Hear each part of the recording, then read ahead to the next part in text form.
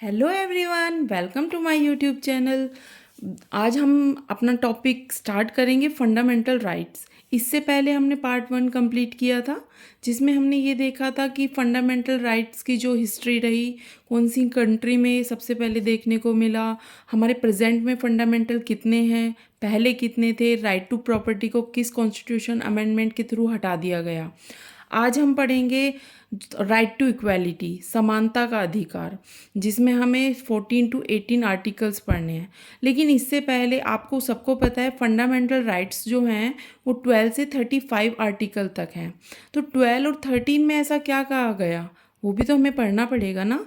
तो आइए स्टार्ट करते हैं। देखिए, राइट टू इक्वालिटी हमें पता है आर्टिकल 14 से 18 है, लेकिन हमें पहले पढ़ना है आर्टिकल 12।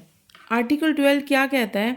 ये हमें राज्य की परिभाषा देता है। ये राज्य ही वो वाला राज्य नहीं है कि आप यूपी, मैं बिहार से हूँ, मैं महाराष्ट्र से हूँ, जी नहीं, बिल्कुल नहीं। राज्य का देखिए, जो कॉन्स्टिट्यूशन है उसकी अपनी अलग लैंग्वेज है, तो वो राज्य को कैसे परिभाषित करता है।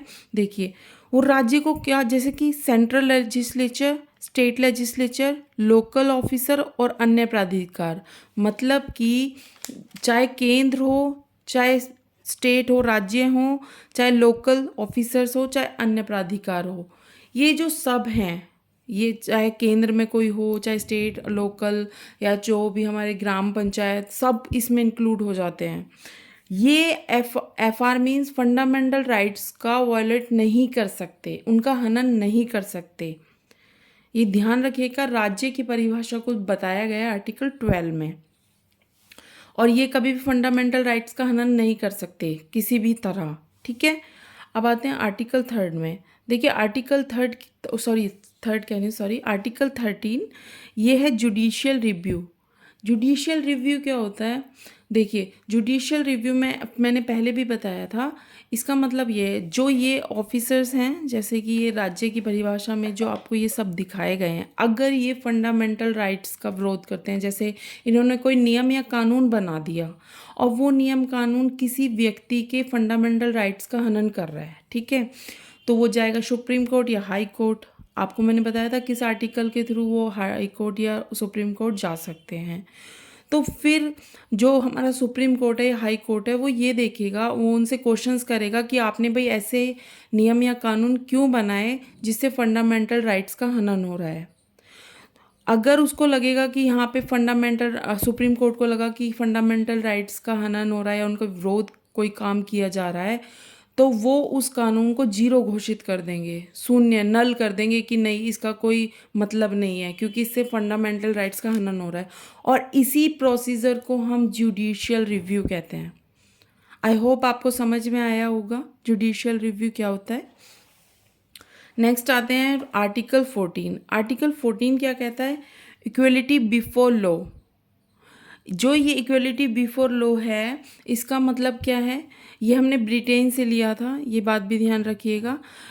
और इसमें क्या कहा गया, मैं आपको साफ शब्दों में बताती हूँ। इसमें ये बात कह गई, इक्वलिटी बिफोर लॉ, कि सबके लिए कानून बराबर है। ऐसा नहीं कोई बड़ा ऑफिसर है उसके लिए कानून अलग होगा, कोई गरीब है उसके लिए कानून अलग होगा, नहीं, सबके लिए कानून बराबर है और कानून से ऊपर कोई नहीं है, ठीक है। आपको सबको पता है सुप्रीम कोर्ट फादर कहा जाता है कॉन्स्टिट्यूशन का एक तरह से, क्योंकि अगर सुप्रीम कोर्ट को लगा कि ये जो कुछ भी कानून नियम बने हैं वो फंडामेंटल राइट्स को चोट पहुंचा रहे हैं किसी तरह, तो सुप्रीम कोर्ट उनको नल कर देगा, ठीक है।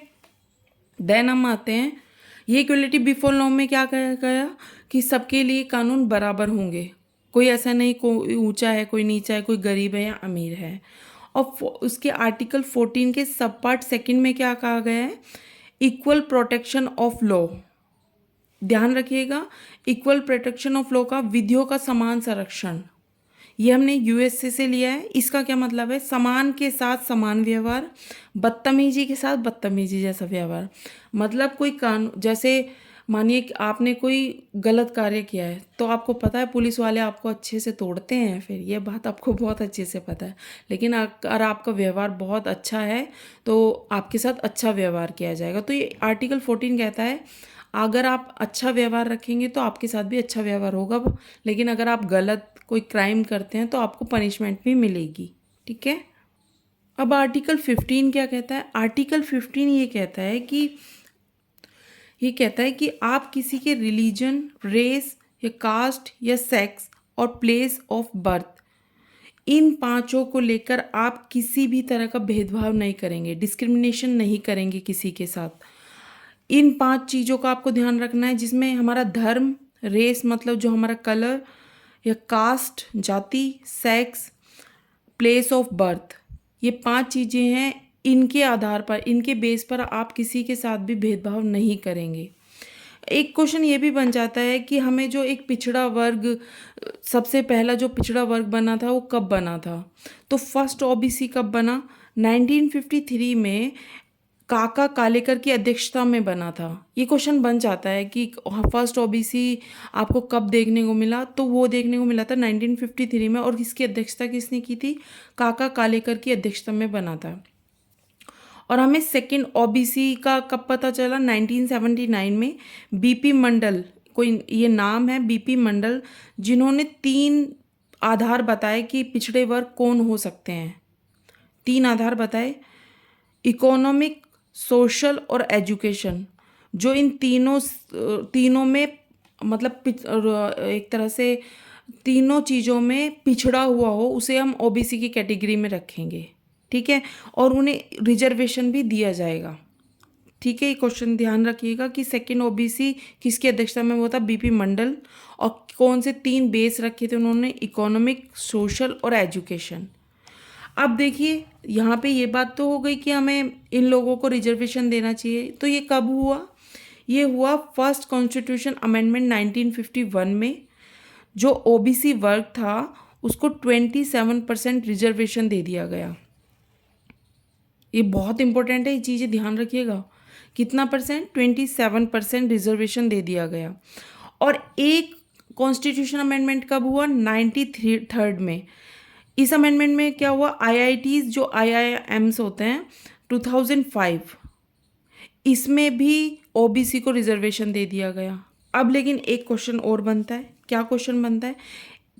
1951 में जो कॉन्स्टिट्यूशन अमेंडमेंट या संविधान संशोधन हुआ था, उसके थ्रू जो 27% रिजर्वेशन दिया गया, वो दिया गया केवल गवर्नमेंट इंस्टीट्यूट में, जो सरकारी संस्थाएं होती हैं उनमें दिया गया। और जो 93rd हुआ था 2005 में, उसमें रिजर्वेशन कर दिया गया प्राइवेट इंस्टीट्यूट्स में। ठीक है। आप इनके आर्टिकल्स वैसे पूछता नहीं, बहुत अच्छे लेवल एग्जाम्स में पूछता है, लेकिन फिर भी आप याद रखिएगा। जो फर्स्ट कॉन्स्टिट्यूशन अमेंडमेंट हुआ था 1951 में, जो ये रिजर्वेशन जोड़ा गया आर्टिकल 15 के सब क्लॉज 4 में। और जो 93rd वाला था वो आर्टिकल 15 का सब क्लॉज 5 में जोड़ा गया। ठीक है, आगे चलते हैं। आर्टिकल 16 क्या कहता है? Equal opportunity in public sector. मतलब जितनी भी सरकारी या सरकारी संस्थाएं हैं, सरकारी सेक्टर हैं, उनमें सबको समान अधिकार मिलना चाहिए। मीन्स एक एग्जांपल से समझते हैं, जैसे कि फॉर्म हम सब भरते हैं, ठीक है, लेकिन ऐसा तो नहीं कि रिजर्वेशन के आधार पे हम लोगों को मतलब एग्ज़ाम देने का नहीं, जो फाइनल रिजल्ट होगा उसमें आप रिजर्वेशन लगता है। जैसे कि एससी का जो रिज़ल्ट है या मेरिट है वो थोड़ी कम जाती है, एसटी की उससे कम, ओबीसी की थोड़ी सी ज़्यादा और जनरल की सबसे ज़्यादा। तो ये चीज़ है, रिजर्वेशन हमें वहाँ देखने को मिलता है। ठीक है, ये आर्टिकल 16 में बताया गया है। अब मतलब अब अपॉर्चुनिटी सबको मिलेंगी, ऐसा नहीं कि आप भाई इस कास्ट से आप फॉर्म नहीं भर सकते, आप सबको अपॉर्चुनिटी बराबर मिलेगी। ठीक है, लेकिन एक 2019 में एक अमेंडमेंट हुआ 103rd, ये इंपॉर्टेंट है, ये क्वेश्चन बन जाता है। 103rd में एक अमेंडमेंट हुआ 2019 में, EWS इकोनॉमिक वीकर सेक्शन को 10% रिजर्वेशन दिया गया, ये ध्यान रखिएगा। ठीक है, और एक अमेंडमेंट और हुआ 77th कॉन्स्टिट्यूशन अमेंडमेंट। आर्टिकल 16 के सब क्लॉज 4 में क्या कहा गया? जो इतने भी एससी या एसटी हैं उसमें प्रमोशन में रिजर्वेशन दिया जाएगा। ये भी बहुत इंपॉर्टेंट है। देखिए, रिजर्वेशन तो पहले से ही था एससी एसटी का, लेकिन उनके प्रमोशन में जो प्रॉब्लम्स आ रही थी उसके लिए भी एक अमेंडमेंट कर दिया गया 77th, जिसके अकॉर्डिंग उनको अब एससी एसटी को प्रमोशन में भी रिजर्वेशन मिलेगा। ठीक है, अब आते हैं आर्टिकल 70। ये बहुत इंपॉर्टेंट है, ये मैंने ये क्वेश्चन देखने को मिलता है काफ़ी। आर्टिकल 17 होता है अबोलिशन ऑफ अनटचेबिलिटी, अस्पृश्यता का अंत। आप सबको पता है, इससे तो आप सबको आइडिया ही हो गया होगा ये किसके बारे में बात कर रहा है। आप सब जानते हैं जो नीची कास्ट होती है उनसे लोग, और आज भी गाँव में आपको ये चीज़ देखने को मिलती है। लोग ये कहते हैं इसका चेहरा देख लिया आज दिन बुरा जाएगा, ये सब बकवास है, ऐसा कुछ नहीं होता। ठीक है, सब भगवान ने तो हमें सबको एक जैसा बनाया है ना, ये तो लोगों ने डिस्ट्रीब्यूट कर दिया हम सबको। तो आप इस चीज़ का ध्यान रखिएगा, ये आर्टिकल 17 में दिया गया है। ठीक है, आर्टिकल 18 भी इम्पोर्टेंट है। इसमें क्या कहा गया है, अबॉलिशन ऑफ टाइटल, मतलब आप उपाधियाँ को जो उपाधियाँ हैं उनको हटा देना। लेकिन इसका एक एक्सेप्शनल है, वो क्या है एक्सेप्शनल, कि आप जो डिफेंस और एजुकेशन में आप टाइटल्स दे सकते हो। किसमें, डिफेंस में भी और एजुकेशन में, दोनों में आप मतलब उपाधियाँ टाइटल्स दे सकते हो। ठीक है, ये छोटा सा फैक्ट है और ये क्वेश्चन आ जाता है। ये केवीएस में भी, सॉरी केवीएस का भी एग्ज़ाम हुआ था पीआरटी का, उसमें भी ये क्वेश्चन पूछा गया था, तो मुझे लगा ये आपके लिए ज़रूरी है। क्या हुआ कि जो भारत के सर्वोच्च सम्मान शुरू हुए वो कब से स्टार्ट हुए थे, 1954 से स्टार्ट हुए थे, जितने भी सर्वोच्च सम्मान है हमारे भारत के। और इन्हें स्टार्ट किसने किया, क्योंकि उस टाइम पे कांग्रेस सरकार थी 1954 में, तो इन्होंने स्टार्ट किया था। जिसमें कौन कौन सा, भारत रत्न, पद्म विभूषण, पद्म भूषण और पद्मश्री। ठीक है, लेकिन क्या हुआ 1977 में इसे ख़त्म भी कर दिया गया। 1977 में इसको ख़त्म कर दिया गया, नहीं जी इसको हटा दीजिए। लेकिन फिर एक हुआ कि 1980 में देन स्टार्ट, फिर से इसको स्टार्ट कर दिया गया। आई होप आपको वीडियो अच्छी लगी होगी। नेक्स्ट हम पढ़ेंगे राइट टू फ्रीडम। अगर आपको वीडियो अच्छी लगी हो तो लाइक कीजिएगा, सब्सक्राइब कीजिएगा और बेल बटन को दबा दीजिएगा ताकि सबसे पहले नोटिफिकेशन आपके पास जाए। Thank you so much, take care, bye bye.